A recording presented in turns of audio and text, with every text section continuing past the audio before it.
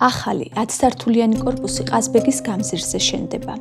ახალი მშენებლობების დოკუმენტები თბილისის არქიტექტურის სამსახურის ვებგვერდზეა ხელმისაწვდომი.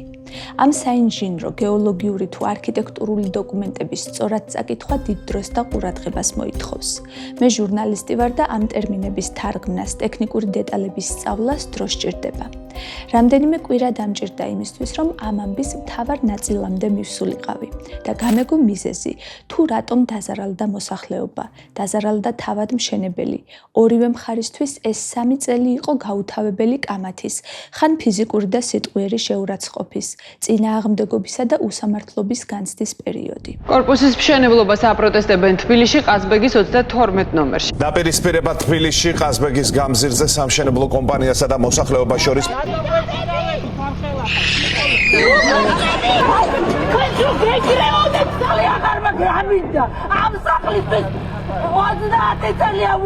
სასწრაფოდ უნდა მოხდეს ბეტონირება ქვაბულის გამაგრების და შემდეგ უნდა გააგრძელოს. ეს არის უკიფრობა, ეხლა თქვენ გისმენთ სპეციალურად ხმას არ ვიღებთ.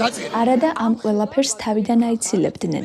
სამშენებლო კომპანიის წარმომადგენელს მერიისთვის სიღრმისეული კვლევა თავიდანვე რომ მიეტანა და მერიას კიდევ თავის მოვალეობას სწორად შეესრულებინა და წარდგენილი კვლევა კრიტიკულად შეეფასებინა.